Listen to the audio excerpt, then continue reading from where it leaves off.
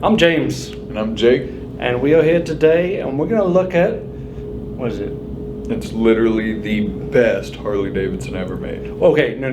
The best late model Harley-Davidson. Well, exactly. Okay. Actually. So we're looking at 2018 and beyond. So either the new Softail platform, the Touring platform, or the Sportster platform. Probably not. All right, you've picked your bike. I've picked my bike. Now, and I'm excited, guys, because I don't know what James is going to go with. He's going to go with a slim as my guess because that's what he loves. He keeps saying that, but this is James we're talking about. So I'm as excited as you guys aren't to know what he's doing. You guys have been waiting for what, 3 weeks to hear from us? 3 weeks. I know it's been a long time. Sorry, guys. We are so busy here at the dealership. So busy. This is big season for us. All right. So my pick. Ready? Okay. The 2020 Harley-Davidson Fat Bob. What? The Fat Bob. What? The Fat Bob. Why? Okay. Is this going to be like the trike thing where you do this literally just to get my goat? No, absolutely not. And the trike was the correct bike for the rain. Okay, this is true. So hear me out. Okay, so the Fat Bob, it's not traditional, right? Right. I mean, it's completely untraditional Harley-Davidson. But what it is massively innovative.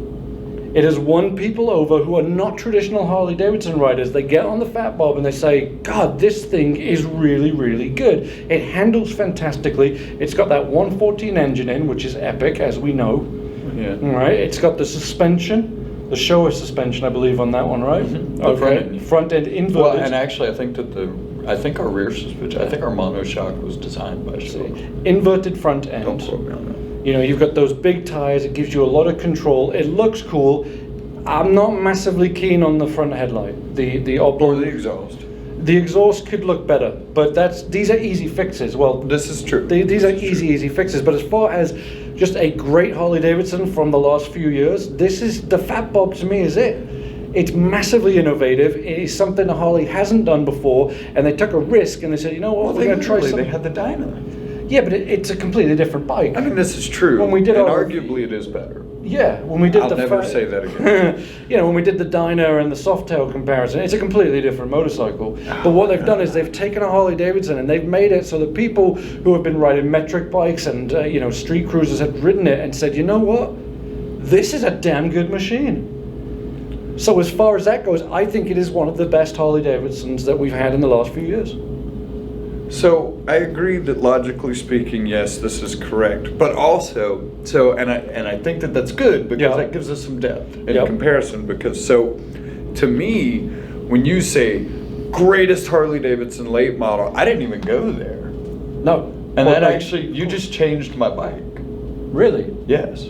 So really? Yes, and this is why this is fun. I'm gonna do a last minute shift because I didn't necessarily see that perspective. Oh. So guys, spoiler alert, I was of course gonna say the Road Glide because if I could only pick one, that's where I thought you would have gone. I would have picked the Road Glide solely because, well, number one, I'm an FXR guy. Obviously I can't pick an FXR. But the Touring platform is just a pregnant FXR. FXR's had the first fixed fairing. And of course, that design is flawless. It's awesome. The FXR setup was great. The Road Glide's a great bike. The Road Glide is great. If I could only have one motorcycle, it would have to be a Road Glide because I log miles. Yeah. And so a Road Glide is ideal for that. But I have to change my tune. Right. I really didn't even see this coming. So I'm going to go a little different, and I'm actually going to have to pick a Softail. I know, but it's only because of the FXR and the Dyna roots. Okay. I'm going Low Rider S, and here's why. Oh, good choice. Because it is the best handling late model Harley-Davidson I have ridden to date, but the reason it's perfect is because the simplicity. Right. It still looks like an old FXR. It still looks like an old Dyna. It looks like a Harley. The rear fender, the tank, the 2-gauge console setup, it calls to mind that gas cap and gauge in the FXR. And again, I'm obsessed, so I go back to that a lot. But it has that flipped front end, which is a modern amenity. It's got light mag wheels, which is, again, a modern amenity. You've got LEDs, you can see and be seen, which is important in today's day and age because so many people are so buried in their phones. I think that I'm going to have to switch it to Low Rider S solely because out of the new stuff, we've had them. We've had Low Riders forever, and even the Sport platform forever. But this is probably the best one. I'll tell you, this is going to be a fun test ride, though. Oh, yeah, dude. 114 Fat Bob, 114 Low Rider. This is going to be comparable, too. We'll finally figure out which next one to each other, which one handles best. Okay, so that made this way more fun. This is going to be This was great. Yeah. All right. Guys, I'm excited. We're going to go ride these things. Hell yeah.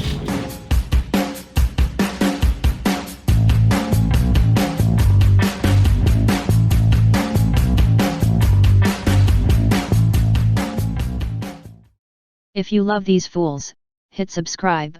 Cheers. So, obviously, I didn't really prepare much for the Low Rider S because I really thought I was going with a road glide. But after a little bit of talking with James, well, y'all will see, that was phenomenal, man. Like, he really made some good points because obviously if we were doing overall forever, that's foreshadowing. It would be a lot different, but for what we're doing right now and for my style of riding and the way I like to do things with the Harley-Davidson platform, late model stuff, this is really perfect. I can't believe I didn't see this coming. So I'm really excited about it. I mean, I've ridden it a few times, of course. Every chance I get, I'm on one. It's phenomenal. It's one of the best bikes I think they've ever built. And honestly, in the last 2-3 years, I think it's probably the best. So we're gonna see how it holds up to James's pick. And so there it is, the 2020 Fat Bob with a 114 engine.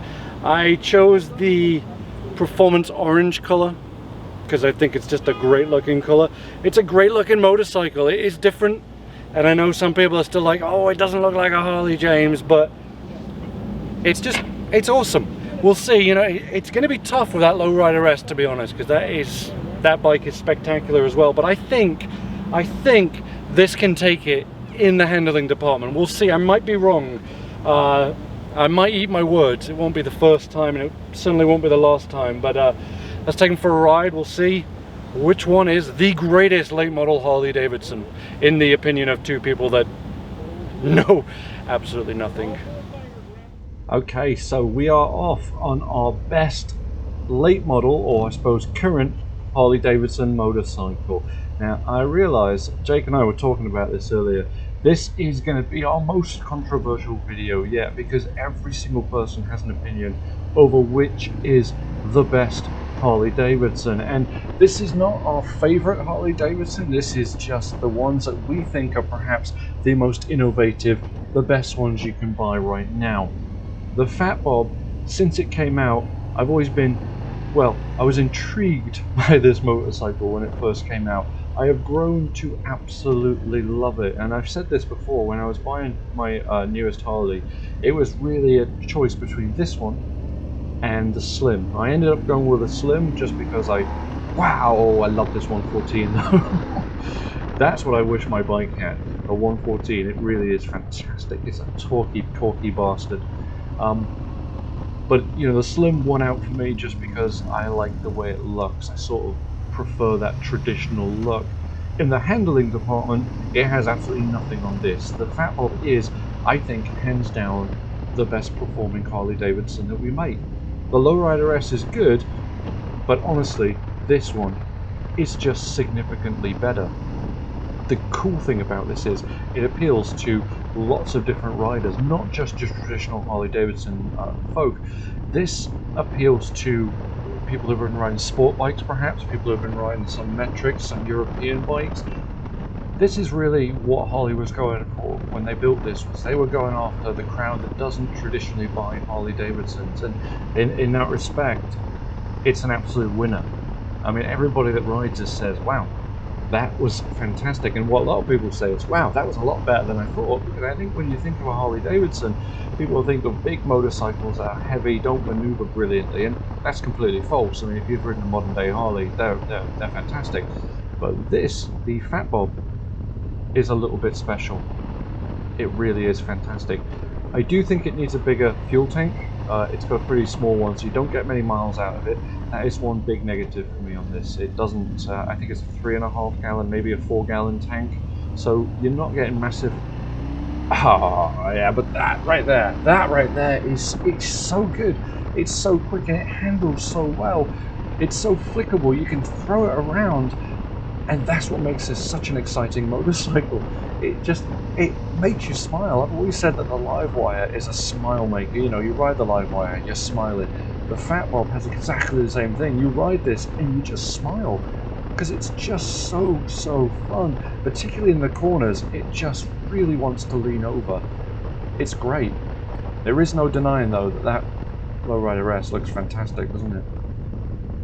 The silver, the Barracuda silver that Jake's on, it's a sharp colour, you know. I mean, most people are buying it in black, but the silver is definitely, you know, it should be in the running. It really is fantastic. One of the things about Fat Bob, people look at it and say, oh, those handlebars look a bit uncomfortable. They're not. The geometry on this bike is spot on. The forward controls, which are just slightly forward of mid, they're not massively forward, you're not stretched out on it by any means, but the geometry, the rider triangle that it creates is absolutely perfect. I wouldn't change a thing about this motorcycle except the exhaust. I'd put a pair of S&S slip-ons or something along those lines just to give it a bit more sound, because this motorcycle really needs a little bit more sound. It looks menacing, your monitors sound menacing too. So, low speed maneuverability on it, right? Because you've got that big tyre up front. It's no bother. Oh, there he goes. Oh, look at that little skid there. What was I talking about? Oh yeah, low speed maneuverability. It's fine. You know, if it had a thinner tyre, it would maneuver a bit better in the slow speeds. But once you're going above 10, 15 miles per hour, the magic takes over. And you can just throw this around. These corners right here is where this motorcycle absolutely excels. It just loves to get down in the corners, and then it loves to accelerate hard out of them. It's a blast. I absolutely love it.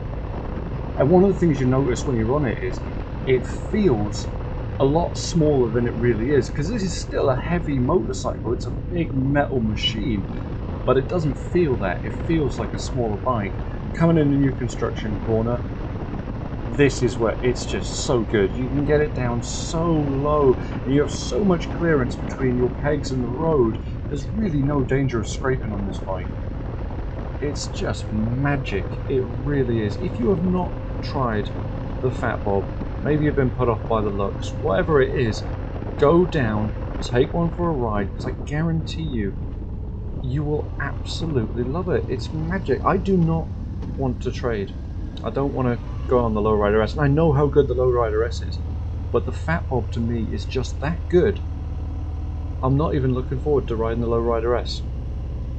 Okay, that's a lie. I always look forward to riding every motorcycle, but I don't want to get off this one. I want to do more miles on this. The seat is really comfortable. One of the few stock seats I would probably keep. Alright, let's see what the Low Rider S has to offer. It's this one, mate. It's...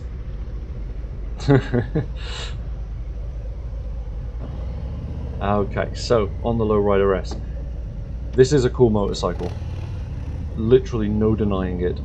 Your mid controls on this, so right off the bat, your feet are a little more up, and you would feel like that would give you more control over the motorcycle, but to be honest, that Fat Bob is so well, the geometry is so perfect, I'm not sure that this is going to make much difference. Yeah, you know, for me, my legs are a little bit scrunched up on this with the mids, so I would put forwards on this if I owned this motorcycle, and I don't think that would make that much difference to the handling of it. I just feel my knees are a little bit high up in the air. It's not as nippy. I mean, this, look, don't get me wrong, the Low Rider S is absolutely fantastic, and if you own one, it's superb. It definitely is one of the top bikes that we make. Oh. definitely one of the top bikes we make. But for me, in the handling department, it's just beat by the Fat Bob. It just is. There's just no way around it. So coming up to the sharp corner here, we'll see how the Low Rider S is at slow speeds. Well, I already know it's fantastic at slow speeds. Yeah, you can just lean right into the corners, even going super slow. The stability of it is absolutely fantastic. And if this car would get out of the way, we could put a bit of speed on it. There we go. So, yeah, I mean the 114 in this, it's the same power obviously as the Fat Bob, but in my mind right now, it just doesn't. The Fat Bob feels. Oh, you can get this thing over too, though. You can really get this thing over as well. It just doesn't feel as powerful as the Fat Bob, and I don't know why. It's probably just some placebo effect. The Fat Bob, you just feel like you're going a little bit faster on it. It could be you just sit lower on this one, you're more in the bike, you've got the fare in there, so you're not getting quite as much wind. It just doesn't feel quite as fast. Of course, having said that, there is no way this is a slow motorcycle in any means, and I suspect, you know, on a drag strip they'd be very, very evenly matched. Yeah, so the Low Rider S, it is cool. You feel cool on it, you look cool on it. It's an awesome motorcycle. It is objectively better looking than the Fat Bob. You know, these are objective or subjective. I don't know. I get the two confused. But either way, beauty is in the eye of the beholder. So some people will think the Fat Bob is better. Some people think this is. I think the Low Rider S has a little bit of a cooler look than the Fat Bob, but he loves to chirp his tires. Alright, well, we'll wrap this up in final thoughts and let us know in the comments below what you guys think. Okay, Jake, final thoughts. The greatest Harley-Davidson 2018 and since then. Pretty torn. You're torn. You see, I know, it was always going to be a tough one, wasn't it? You got the Fat Bob, you got the Low Rider S, two fantastic machines. I personally think I was right. But then again, I'll ask my wife, I always think I'm right. I never am. The trouble is, you may have been. It's so, yeah, but it's on camera. You can watch this later. Just wait. Jake just said I was right. So I hate the Fat Bob. Score. Now we're just gonna put everything out on the table. I can't stand it. It's hideous. It's just okay. But ergonomically, it's way better. It's superb, isn't it? Forwards feel better. I'm sorry, I'm 6 foot tall. I'm not even a real tall guy, and you're 6'4". Yeah. So everyone knew you'd like forwards better. Yeah. I didn't think I would. I have them on my FXR. I want mids. I'm used to boards on the Road King, and to be honest, it didn't matter. This seat was better. Yeah. And I like mids because you can plant, you can stick. It makes it, you're in a better position for control. You're piloting that machine. You really don't feel less control from the fork. No, it's a great piece and of engineering. It is, but, yeah. And it's an anomaly because almost as a general rule everywhere across the board, if you go to forwards from mids, right, you lose a little control. Right, you just feel less control. I didn't have that problem. No. It felt the same control-wise, but just comfortable. Yeah. And so, then, again, the seat's a big deal. I like the bar setup, even though I didn't think I would. Right, the bar, it's perfect positioning, isn't it? You just feel great. You are piloting that machine. Absolutely. And a part of it, too, is because we ride Harleys on a regular basis. If you get off, you know, a Katana, or you get off a Gixxer, an R1, and you get on something like this, you're going to feel a little out of control. Sure. Of course, because it's a big, ill-handling Harley, but the reality is it's not. No. It's so refined, and I am all about the old, clapped out, unrefined, true to the core, real Harleys. And I was blown away today because it handled well. It pulls like a freight train. The 114 in a Softail is just a monster for a stock bike. So, the takeaway from today then. The greatest Harley-Davidson since 2018 is not Fat Bob. You just said it was. No. I think you were right in your pick as far as the function. There's only one. Just said it was but better. there's only one reason the Low Rider's better. Well, it looks better. So Right. Yeah. The margin for performance was so minuscule. It was this big. So the looks just push it up for you. And the looks, because, well, did you buy a Harley because it was a Harley? Yes. Right. You could have spent less and got something similar, something air quote comparable. Okay, that's a fair point. But you bought a Harley It's a because fair it said point. Harley on it. You bought a Harley so you could buy the shirt, wear the hat, Fair hang out point. with the community, go to the dealership. And, you know, some places offer an adult beverage. Some places cook hamburgers and hot dogs on Saturdays. Some places, you know, just hang out. Yeah. We have customers on a daily basis that just hang out here because it's a Harley dealership. Indian guys will pull up and hang out with their Harley buddies at a dealership on a weekend just Yeah. because it's a destination. That's right. So the look of the Harley, the feel of the Harley, the sound of the Harley, the community, that's what you're getting. And you get that with a Fat Bob, right? You get that with a Low Rider S. Yeah. You get the look with the Low Rider S to go with it, and that's a cool factor. And I'm, you know, guys, I care what I look like despite popular opinion. So for me, I think the Low Rider S only wins by this much, and only because it looks better. Performance-wise, the Fat Bob is an engineering masterpiece. And I'm impressed. So basically, the best bike Harley has made since 2018 is the Road Glide. Yeah. Yeah. Yeah. Of course.